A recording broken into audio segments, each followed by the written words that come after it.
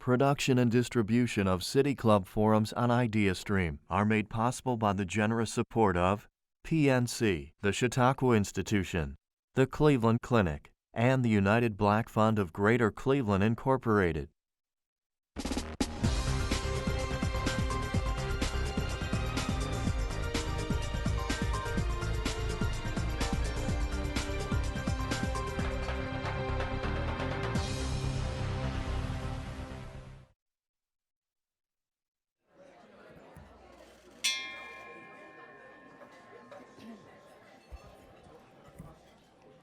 Good afternoon, everyone, and welcome to the 4th Youth Forum of the school year.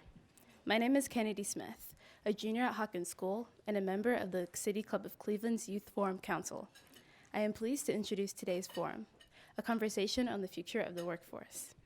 As we head into what many may consider the 4th Industrial Revolution, not only are people wondering what the workforce will look like, but what it will look like for those who have yet to enter the workforce entirely. Entirely new job industries are emerging, and the landscapes of others are drastically different than they were 10 years ago.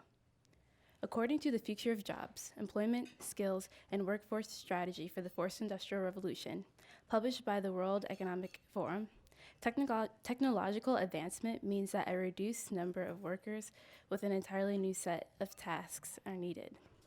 For the world's youngest workers, and those not yet old enough to work, not only does this mean a different landscape than their parents are accustomed to, but a whole new frontier when it comes to the future of our work. Our panelists today discuss this include Bashara Addison, Senior Manager, Policy and Strategic Initiatives at Towards Employment, Craig Dorn, President and CEO of Youth Opportunities Unlimited, and Leopoldo Pena, co-founder and head of product at the Opportunity Exchange. Here to guide our discussion is Youth Forum Council member Sam Lehman, a senior at Shaker Heights High School. Sam, I turn the forum over to you. Thank you, Kennedy.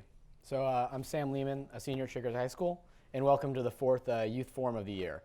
The panelists we have with us today to discuss the future of the workforce. So just to start, can you guys just tell us what you do and how it relates to the future of the workforce? Sure.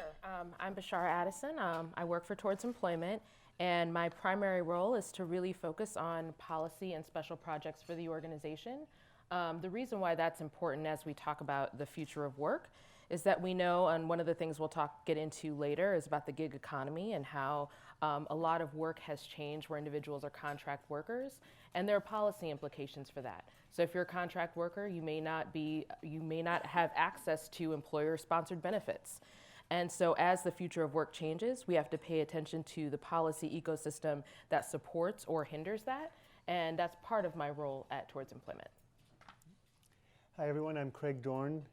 Youth Opportunities Unlimited is the largest youth workforce organization in Northeast Ohio. We serve about 5,000 young people every year, age 14 to 24. We're most known for our summer jobs program, so if you are age 14 to 24 and looking for a summer job, go online and register right now. And we do a variety of other programs, but all we do is youth workforce, so we're really happy to be here today. I do also want to say one other thing about me. I'm a proud Heights High alum, so shout out to the Heights High table. Hi there, I'm Leo Pena, co-founder of the Opportunity Exchange. We're an end-to-end economic development platform. We work with cities, counties, and states so they can better understand what projects are being developed in their communities. My experience of the future of the workforce and the way it's changing has been from the startup side. My career has always been working in small tech startups and seeing that experience from anything from recruiting and hiring to growing the employees within the company and seeing ways to meet the changes in demand of skills for startups, particularly around tech.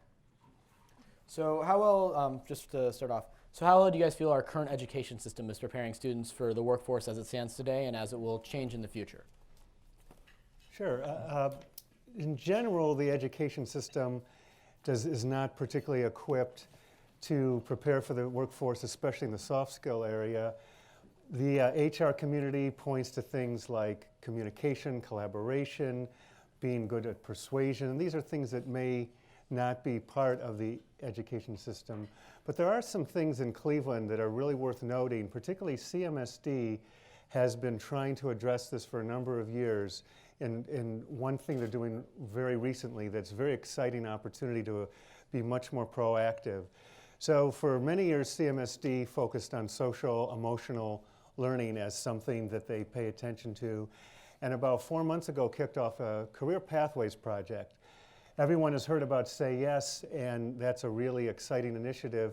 What Eric Gordon and his leadership have also realized is that whether you go to college or not, you really need to take the time to prepare for these skills. So there's a group of us, some of us I see in the room today, who are on a series of task force. They're really trying to figure out how CMSD can be a national leader in this space, because when we look around, no one else is doing it nationally, to figure out how grades 6 through 12 change the curriculum on its head and really address these issues. But in general, school systems don't, but CMSD is going to try to make Cleveland proud.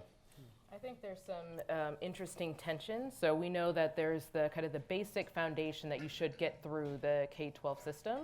And I would argue that our education system is inconsistent in delivering that across the country. So it's not whether it's just Cleveland or not. We always want to push our young people to go into four-year universities. But the truth is, the growing jobs, as CEO Eric Gordon from the Cleveland Schools would call it, actually we need to focus on the Tech 2-4, the technical certificate, the 2-year degree, and the 4-year degree. The growing jobs in the greater Cleveland area are largely in manufacturing. And you can gain those skills by going through a 2-year or a technical credential program at Tri-C. You could also do that by going through a career tech program. But we also know that regardless of whether you're going into any kind of Tech 2-4 program, largely employers feel like young people do not have the skills to enter their workforce. And most of those programs, even the technical certificates, the short-term credential programs, require education levels, particularly in reading and math, between 9th and 10th grade. And a good portion of the adults in the greater Cleveland area are only reading at a 7th grade level and below. And so even if you're going through the K-12 system, I would argue that individuals are graduating without some of the foundational skills to even participate and be successful in a technical program. Not to mention, as we look at the future of work, 9 in 10 jobs in the next 10 years are going to require digital skills. I have a feeling that a lot of young people in this room are probably more comfortable with technology than some earlier generations. But digital skills aren't just being able to use the computer. You've got to be able to use integrated platforms when you're in a business environment. With the gig economy, you might be working on virtual teams. We're also living in a global economy, which means your counterparts might actually be in a different state or a different country. And so being able to do virtual work and self-regulation, that gets to the social emotional piece, being able to guide yourself is really important. So I'm not sure that our K-12 system is consistently preparing young people for that reality. I think one of the things that is missed is that there's a difference between preparation, I think, just exposure to it. I think if you were to say, looking at it from a tech lens, saying there's a lot of coding boot camps that come out to put in the same category as technical certificate degrees after K through 12, there's a lack of exposure to what is coding, what is computer science, what is software. And I think you see that unmet need from the K-12 system being met via programs like TEALS that exist and partner with schools in CMSD and schools throughout the greater Cleveland area, but is a program outside of the school system.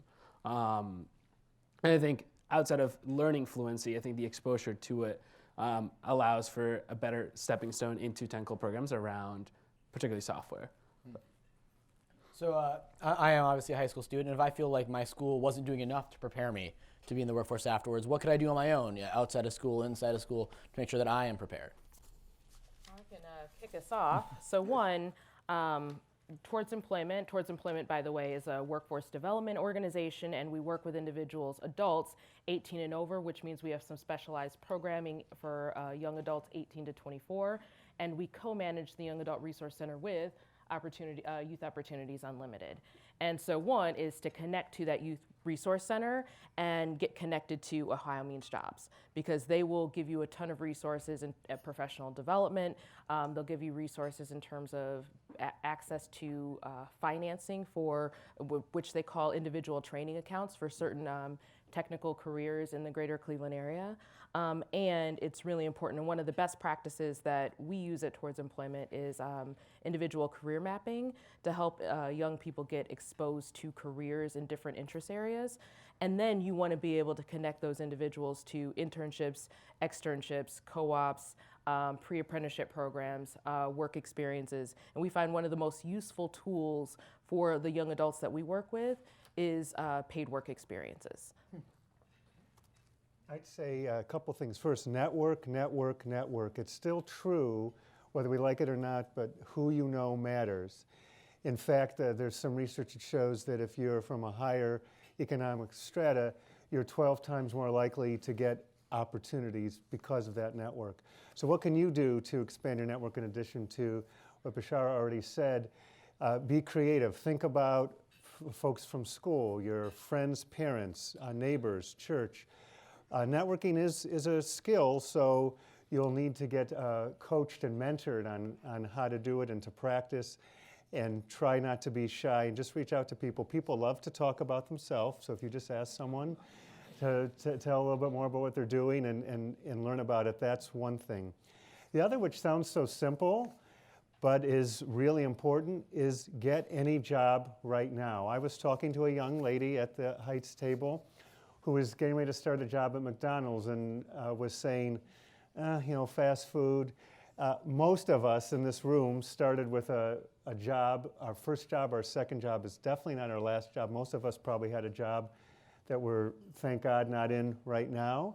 And the research shows the reason that's important is if you work in high school, especially true if you are from economically disadvantaged background, it's particularly important. First of all, people who work when they're younger tend to make more money when they're older.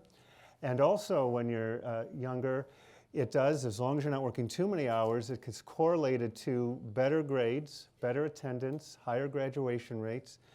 A lot of national studies show that even a 6-week summer job program can increase your opportunities in all those areas. So network and work anywhere, and if you can't find a job because of the economy or something, at least volunteer, do community service, because that mimics a lot of what you can learn on a job.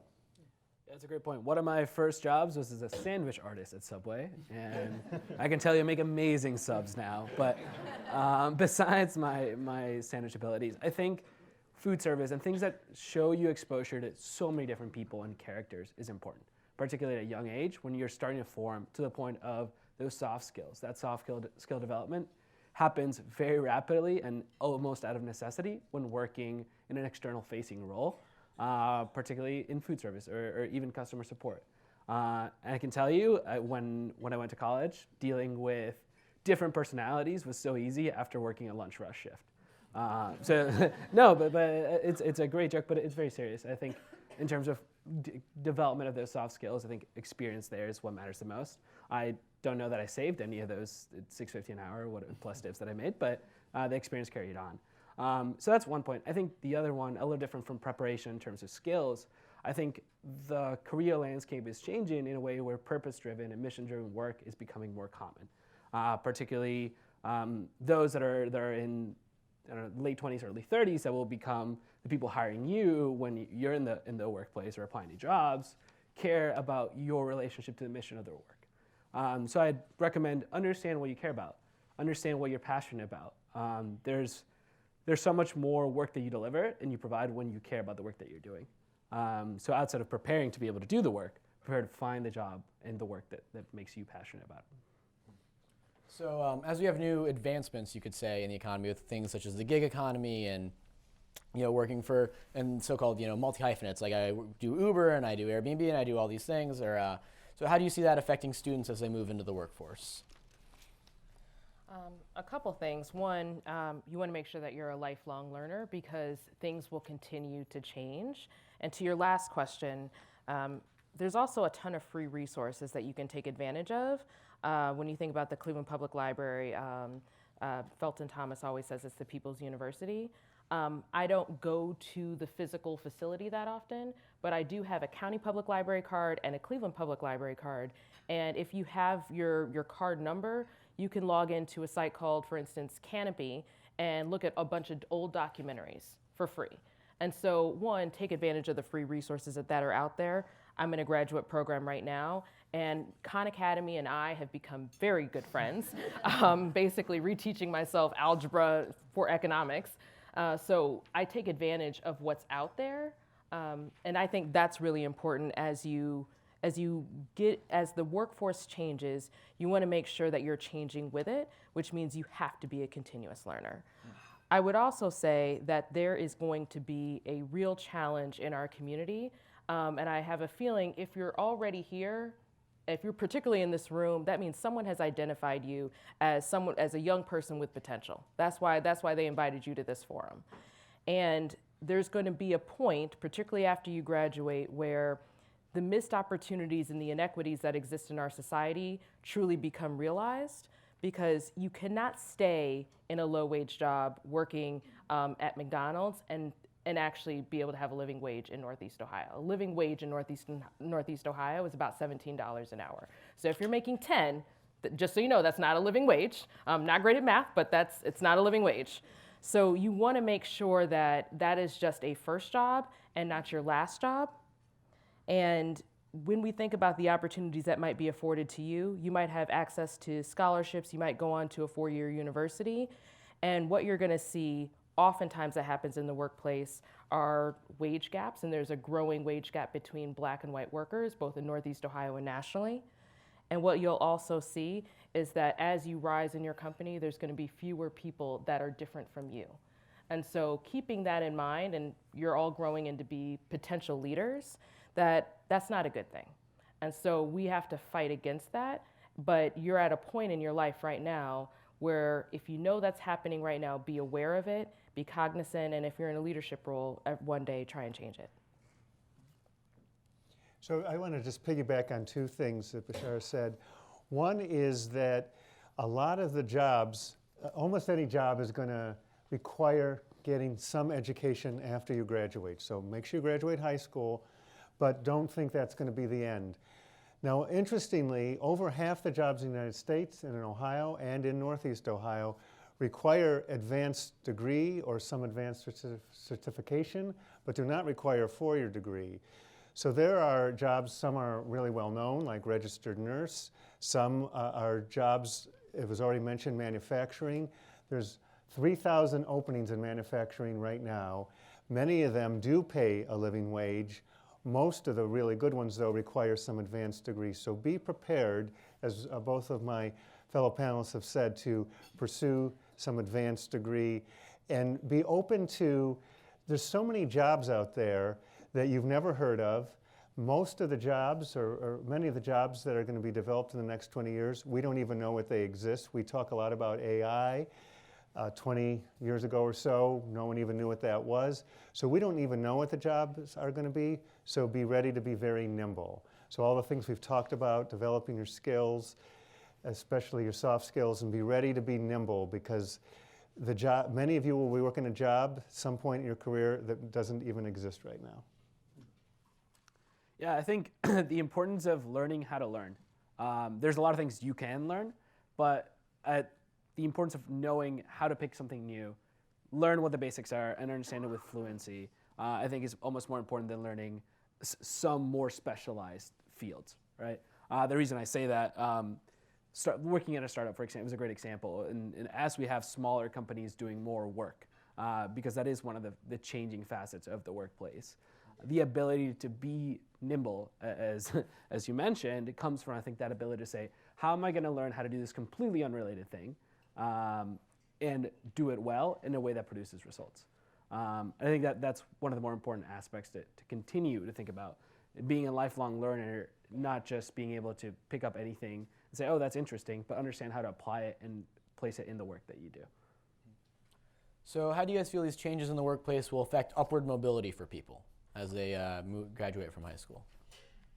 Well, just to piggyback again on what was already said, it is definitely an issue if you are a minority and if you're a woman, and there are other variables where all the research shows, just to give one statistic, right now the unemployment rate for African Americans in Cuyahoga County is 3 times higher than it is for whites. So it is definitely something that's out there, and I really appreciate that what was said is we're all leaders in the room, so let's do something about it. I can tell you something that a few things that YOU and Towards Employment are trying to do very specifically. We're part of an initiative together called Generation Work, and that's funding that's allowing us to reach out to employers and use the advantage we have as workforce organizations. We interface with employers every day and start to educate them on and show them data so that they can start to reflect on their practices. Also, we want to not just talk the talk, but walk the walk. With my colleague Tobin, who's in the audience, I'll call out. YOU's kicking off an initiative in the next couple weeks where we're going to look at ourselves. We're an employee. We employ 85 people ourselves. So let's look at ourselves and make sure we're not doing anything inadvertently around the upward mobility and social and equity and inclusion, and bring in some people to look at our practices and see how we can improve and lead by example.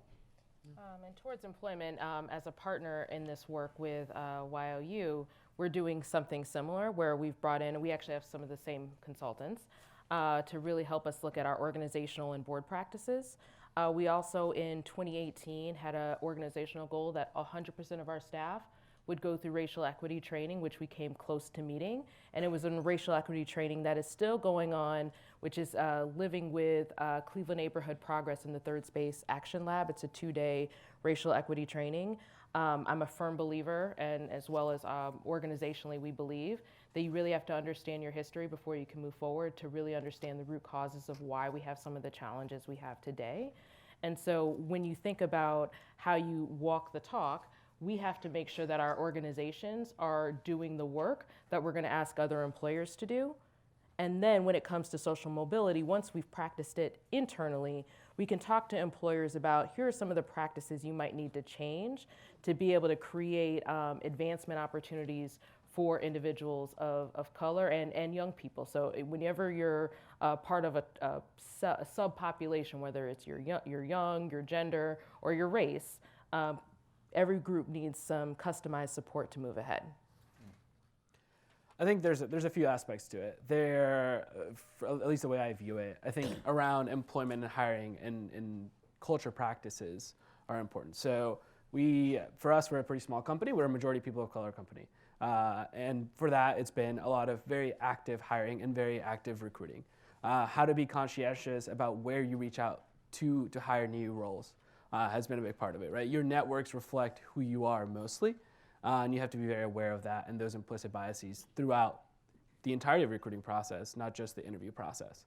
So I think both of you have touched on a lot from the employer side. I think from future career person in the audience, I think for me, at least when I was going through college, I pivoted a few times. I ended up in what I would like to see as a more objective career at the beginning path. So I was working in software for a tech company.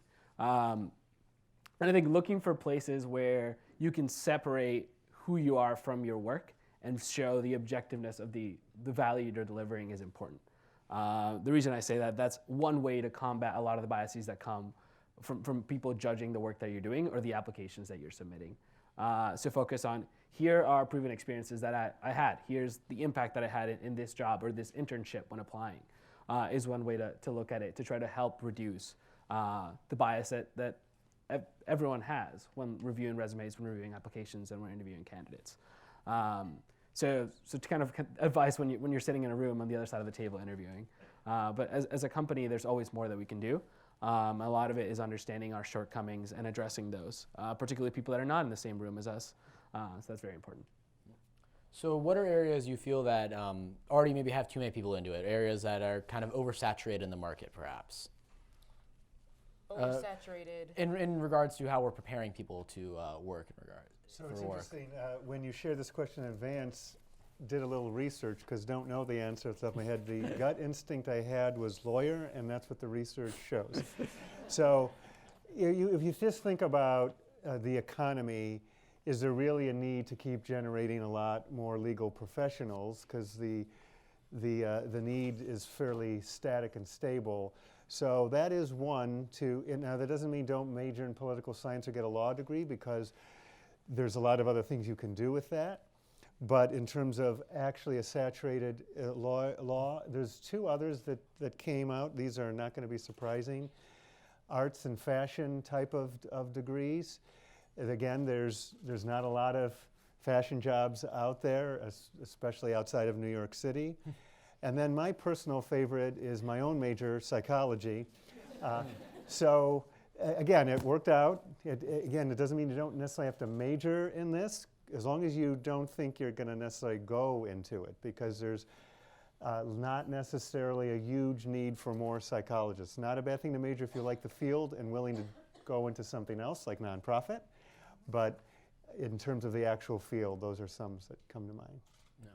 I will say, if you majored in psychology, one of the key skills that you need to have in the future of work is emotional intelligence, and psychology can help with that. It's what we call a soft skill and not a hard skill.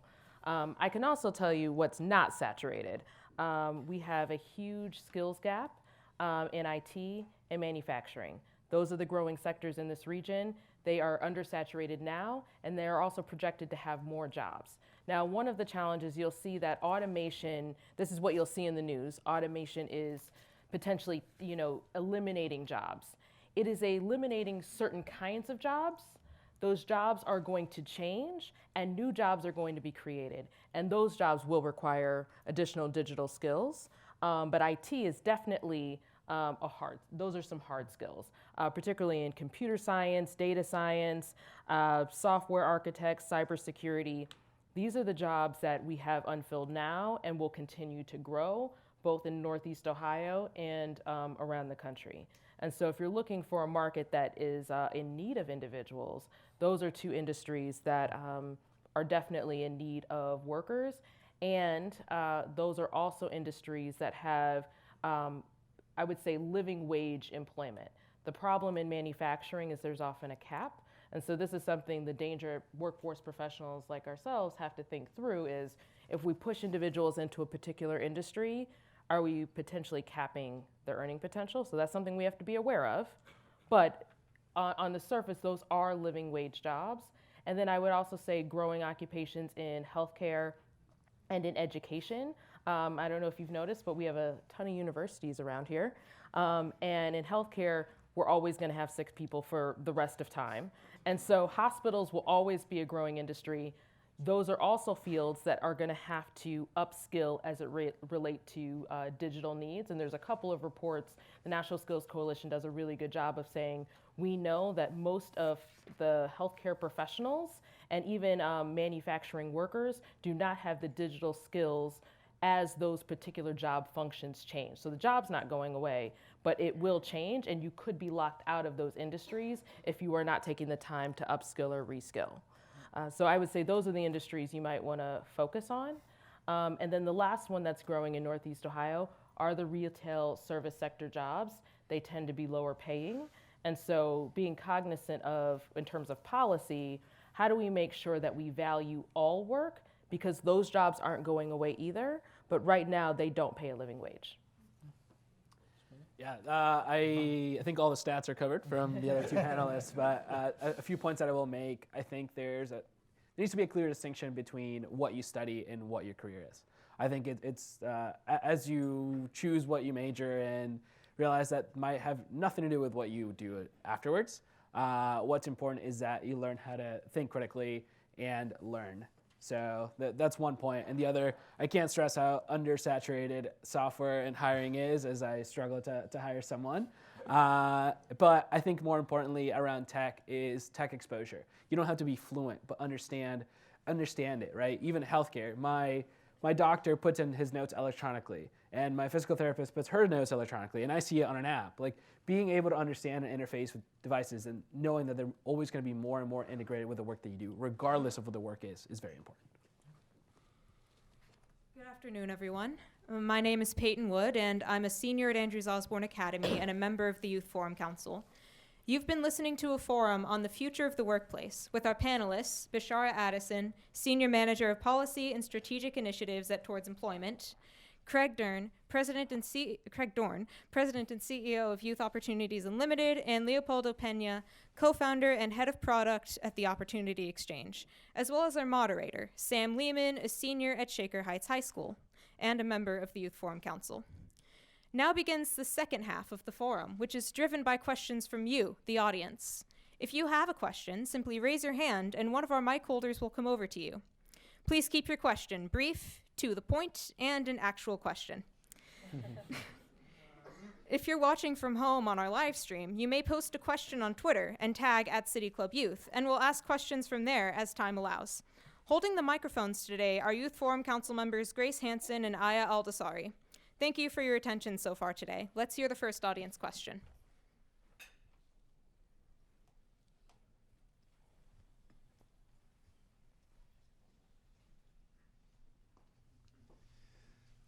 Hello, panelists. We heard you guys talk a lot about tech, the gig economy, but I think one thing is being ignored, and that is probably one of the oldest professions is the trades. Do you think we do a disservice to our young people by focusing so much on technology and math, science, and engineering when building things is necessary for our society? Well, great minds think alike. Had she not come in and started the question and answer I was about to say, and one other one I'd like to add is the trades. So there really is a great shortage of things like plumbers, electricians, and carpenters. And like some of these other professions, they're not going to go away. We're going to always have running water and electricity. And so that age group, the average age of the tradespeople is starting to push in the upper 50s, 60s. So absolutely, it's another part of the puzzle.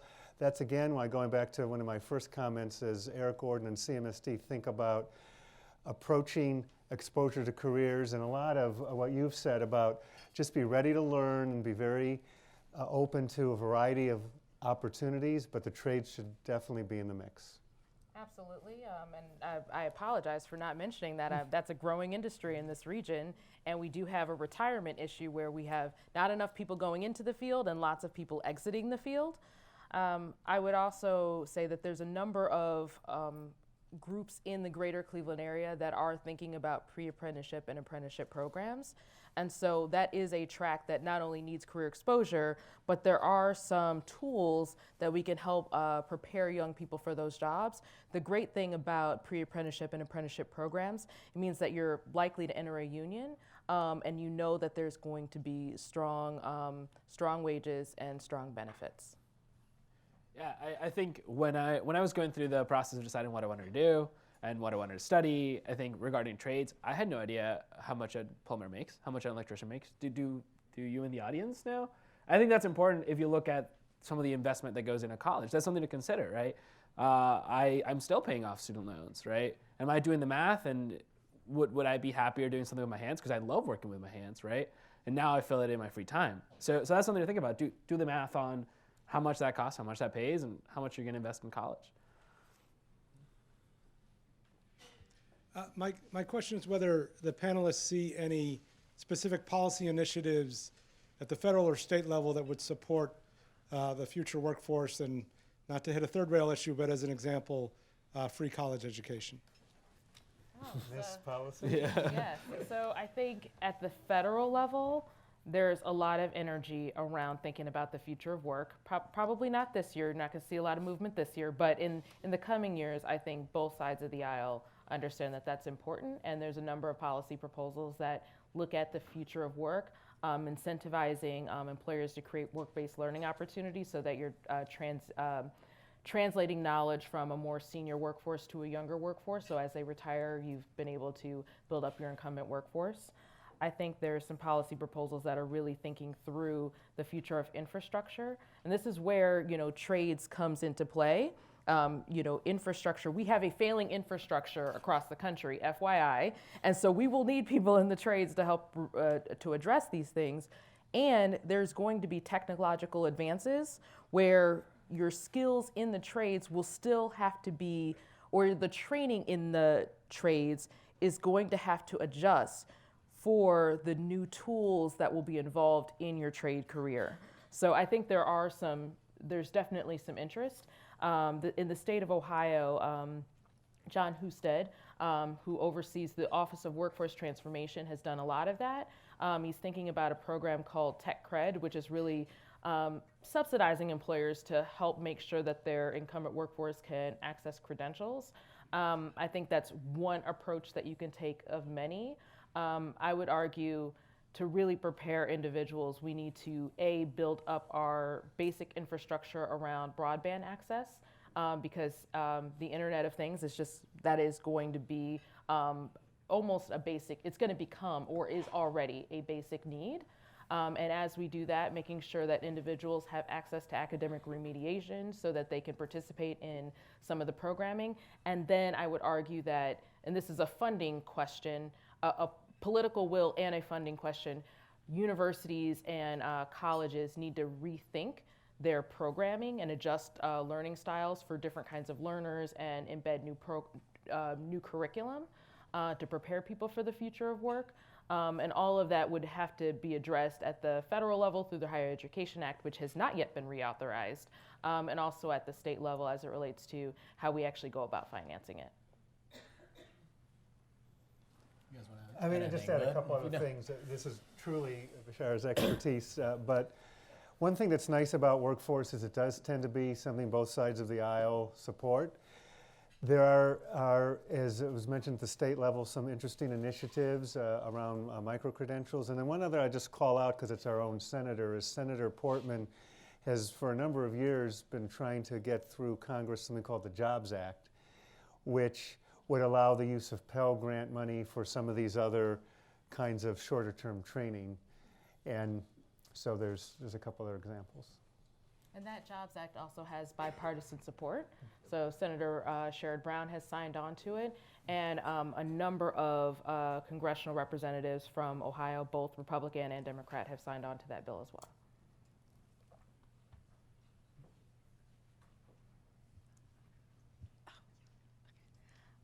Hi, thank you for having me here. My name is Elizabeth Sturdivant, and I'm from Cleveland Heights High School. My question was, by what age should you be making the living wage in Cleveland?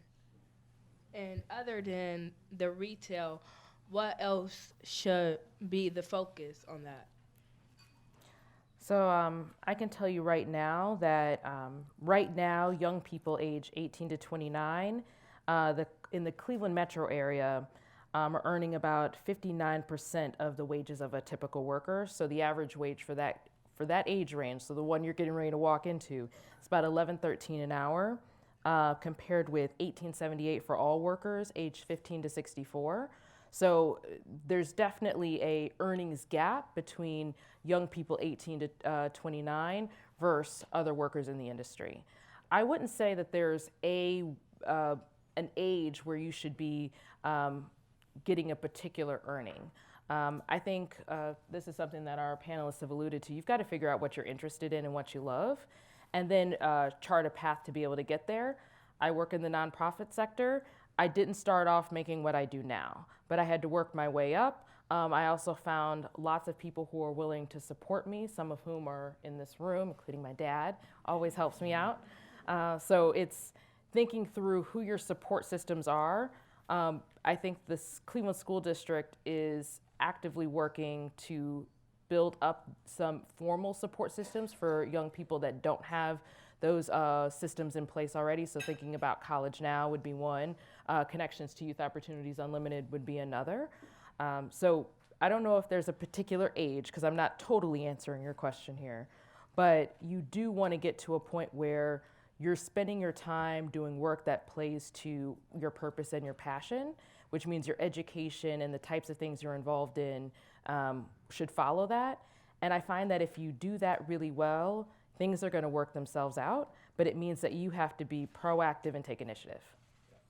I think that brings up a larger point around education. One thing we haven't touched is financial literacy.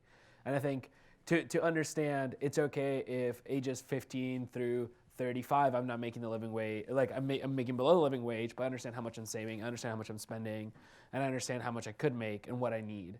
And I think that's something to think about is, do you understand how much money, like better understanding how much money you need to retire, how much money you need to make between the age, like when you graduate or when you start working until the time you want to stop working. How much money should you have saved if you decide to pursue something that you're incredibly passionate about, but you need to learn to do well and make money in? How much can you afford to take that time to do? So I would encourage, outside of learning, science and learning how to learn money and understanding how much money do you need, how much money you need to save, how much money you need to make. That's important to be able to answer that question for yourself, because it might be different for you than it might be for me, or it might be for everyone in the audience. Hello. My name's Ariane. I'm from St. Martin de Forest High School. I'm a senior. And my question is that you guys mentioned about picking a career that you are passionate in so that we can effectively, make more money. What could be some advice for us to help? What could be some advice to help us find our passion a little bit more quicker? Because I don't want to go to college and switch my major 100 different times. So what would be your advice? So there's a couple of things that you can do. You can do informational interviews. So instead of interviewing for a job, reach out and set up an interview. Again, as I said earlier, people do love talking about themselves, and ask them about what they're doing. A more intensive way is an internship. YOU offers an internship program, and there are others. Internship is a great way to engage with a potential career, and you can do this at the high school level or even while you're early in your college career. So you, as you say, you don't major in something and then go, oops, I don't really like it. So those are two areas. And then a third one, going back to what I was saying about networking, is through your network, see what other kinds of research you can do. I think you mentioned something about career research in your answer as well. Use the internet and read up about the careers and see if you can get a picture of what it's like. But the first two things I mentioned would be really good ways to explore before you major in something. Yeah, I would say there's a couple things. One, there are a number of schools, including CMSD, that have focused on kind of dual enrollment, where you can be in high school and take classes at Tri-C, and those classes at Tri-C then carry over or count towards your degree at Cleveland State. And so taking advantage of those opportunities accelerates your education. It's also cheaper, and then it actually gives you the wiggle room to figure out what you want to do and take some of those those classes that may not necessarily connect to your major but might interest you. We use what we call work experiences, so they're not exactly an internship, they're shorter term, but you get a chance to get a feel for the workplace. So I think that's another key thing. When you're, if you're college bound, there's a number of opportunities through AmeriCorps where you can do work study experiences. I did one when I was in college. You should take advantage of different programming your universities offers to travel. Instead of going on spring break to hang out with your friends, you could do an alternative break and actually travel and do a service project. So take advantage of the experiences available. The challenge is that, and again, this gets at the stratification, where we're at a tipping point where some are going to have advantages and some will not. These are opportunities that happen when you're college bound. And so I think as a community, we have to do a better job of creating those types of learning experiences for young people that are not college bound. And we know that a lot of young people, particularly in the greater Cleveland area, face a lot of barriers. We didn't talk at all about the juvenile justice system and the impact that a criminal record could have on the rest of your life.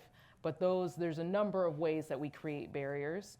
And so the folks on this panel and other leaders in the room, we have to think through how we make sure that those same experiences that we know are already available at the university level are also available for the young people that aren't going into a four-year institution.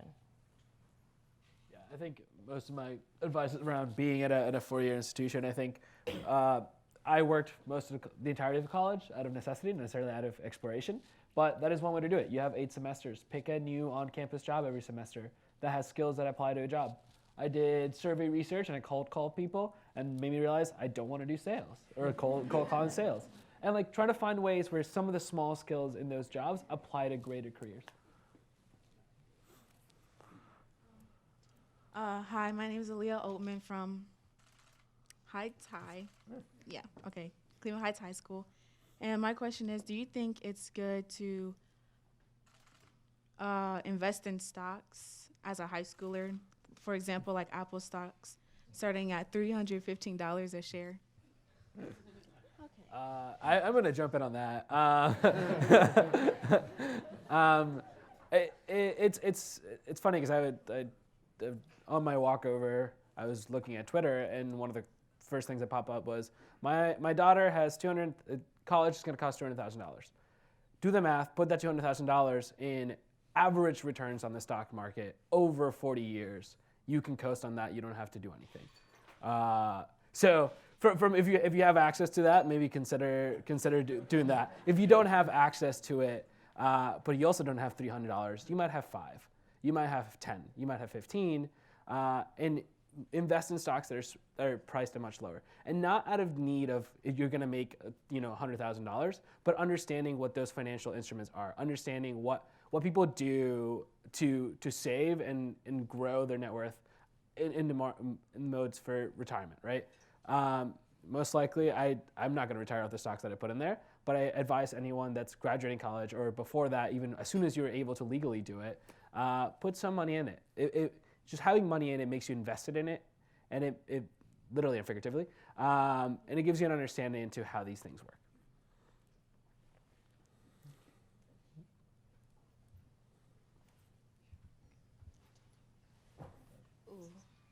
I'm Brandy from Heights High School, and I'm a freshman. I want to be involved in a business one day, have my own business. So my question is, how do I make a name for myself now? I want to be successful, like, now. I wanted to be successful yesterday, so I could retire today. Honestly, a lot of having your own company and starting your own thing is being flexible. And I think we've talked about it throughout the panel, is like the ability to understand and learn, but also the ability to be coached by others that will give you advice when you're starting your own thing.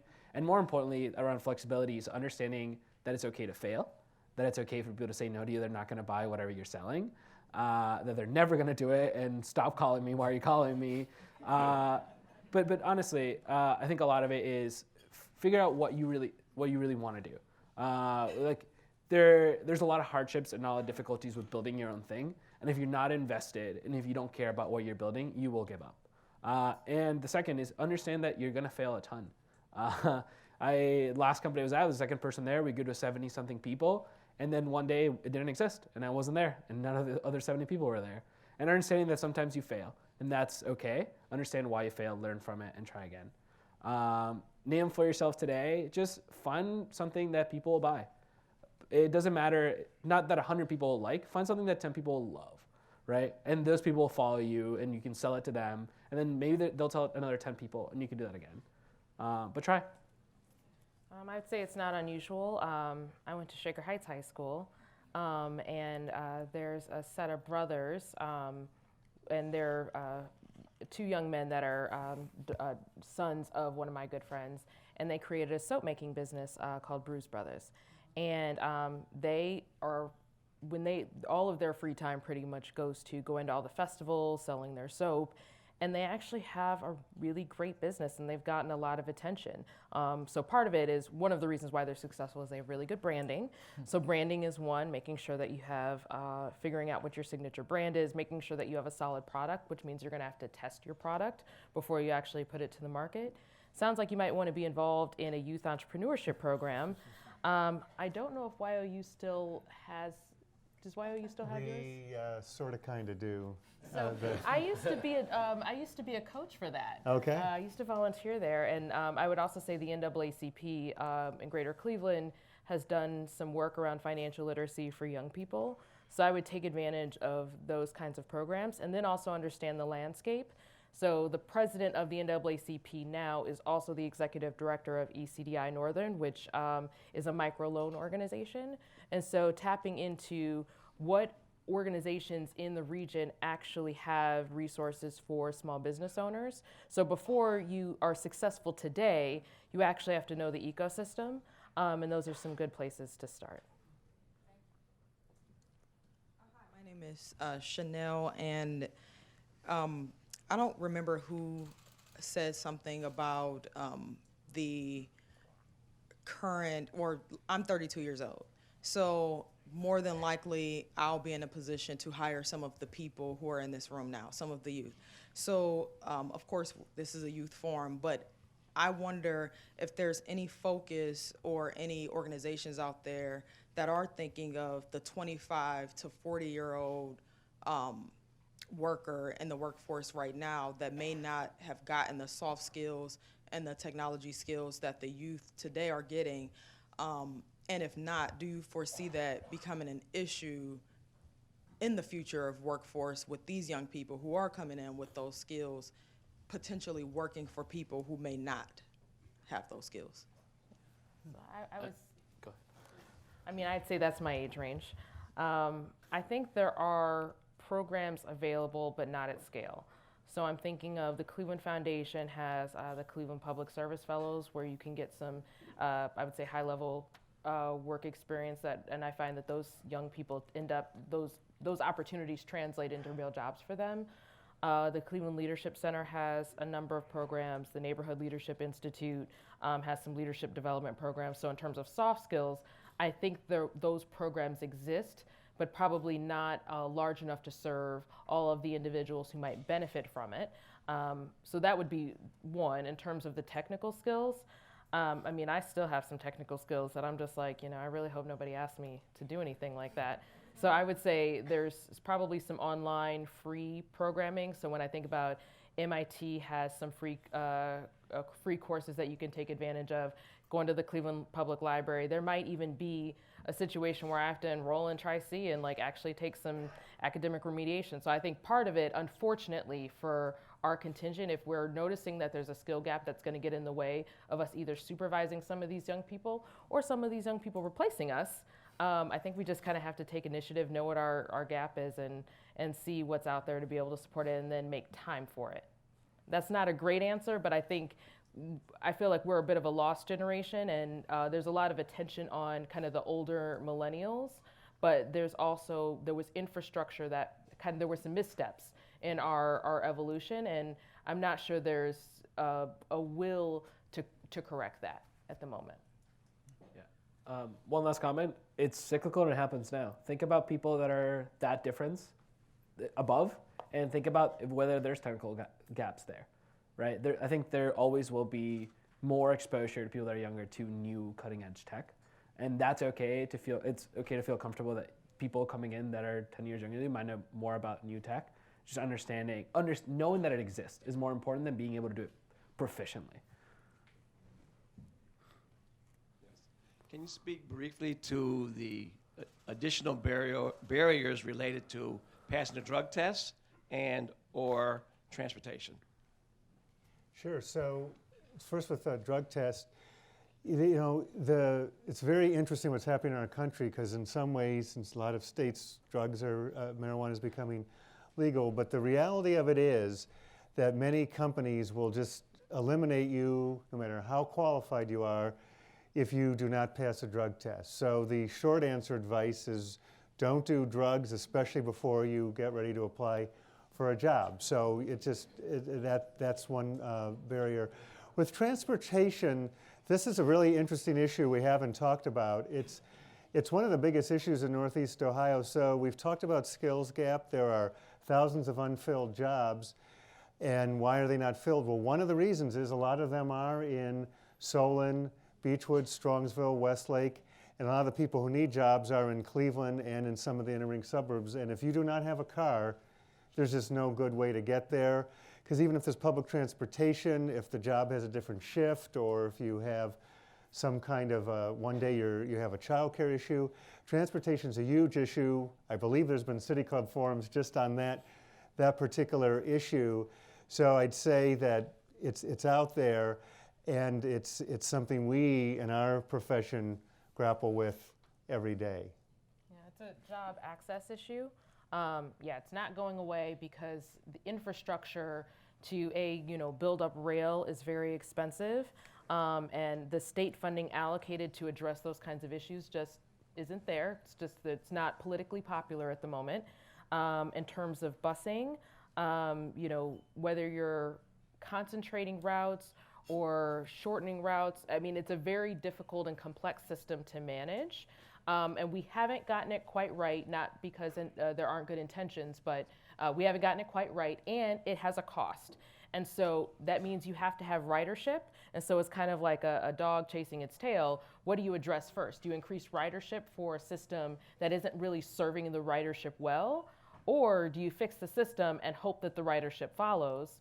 And so it's a very difficult financial situation that RTA and other regional transit agencies have to deal with. I would also say because of sprawl, we've been calling it kind of transportation discrimination. So the distance between being able to get out to Solon and these outer ring suburbs where, then there's a question with employers around land use and they get credits to be out there. But the downside is all the workers don't live out there and they have shifts that don't operate along public transit hours.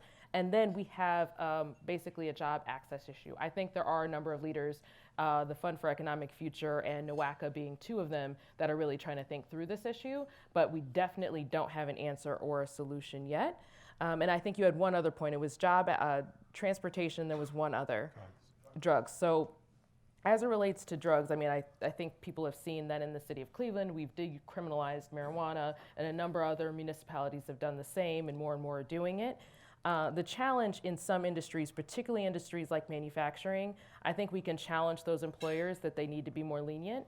At the same time, you're working on really heavy equipment, and you do need to be in your right state of mind to be using very expensive equipment that if you don't use it well, you could endanger yourself or somebody else. And so there's a balance that we haven't gotten quite right, but there is a reason for the drug screens, even though I think we need to lower that particular barrier to employment. Yeah, I think I'll only touch on the transportation issue. If we knew how to solve that, we wouldn't be sitting here. I would be ecstatic riding public transportation, which is what I did how I got here.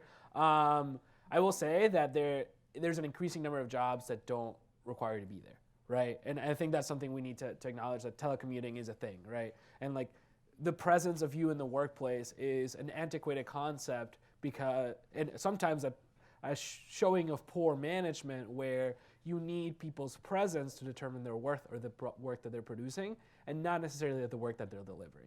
And I think this is a changing concept in the way people hire and the people manage is what output are you producing? Obviously, if it's physical and I need to build it there, that's a completely different story. But if I can email you the work that I'm doing, why do I need to be next to you doing it if I'm not even going to talk to you the entire time, or I'm going to instant message you on my Slack, right? So I think looking at that, that's one way a lot of rural areas are harnessing jobs, is creating telecommuting jobs and investing in the infrastructure, broadband specifically, to enable those jobs. So maybe just don't work for someone that requires you to show up there. Good afternoon. My name is Sophia Boyer, and I'm a junior at Hathaway Brown School. Today at the City Club, we have been listening to a forum on the future of the workforce, featuring Bashara Addison, Senior Manager and Policy and Strategic Institute at Towards Employment, Craig Dorn, President and CEO of Youth Opportunities Unlimited, and Leopold Penier, co-founder and head of product at the Opportunity Exchange. Our moderator is Sam Lenahan, senior at Shaker Heights High School. City Club Youth Forum is sponsored by AT&T with additional support from the Shar and Chuck Fowler Family Foundation. Today's forum is part of our Workforce Deployment Series sponsored by the Deaconess Foundation and the Cuyahoga Community College Foundation. We appreciate your support. We welcome guests at tables hosted by Ohio Guidestone and Youth Opportunity Unlimited, and students from Andrews Osborne Academy, Campus International High School, Cleveland Heights High School, Gilmore Academy, Lincoln West Science and Health, Lutheran West High School, MC Squared STEM High School, St. Martin de Porres High School, and St. Francis Cleveland.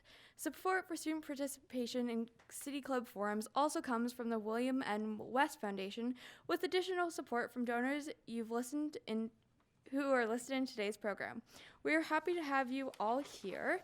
If you enjoyed this forum, join us on March 11th at noon for the 5th Youth Forum of the 2019-2020 school year, in which we discuss disparities in mental health care for youth. And that brings us to the end of today's forum. Thank you, panelists, thank you, members, and friends of the City Club. This forum is now adjourned.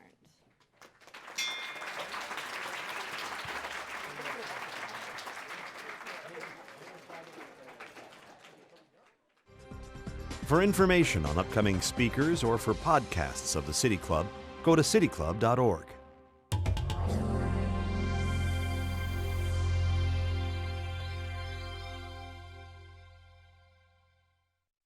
Production and distribution of City Club forums on IdeaStream are made possible by the generous support of PNC, the Chautauqua Institution, the Cleveland Clinic, and the United Black Fund of Greater Cleveland Incorporated.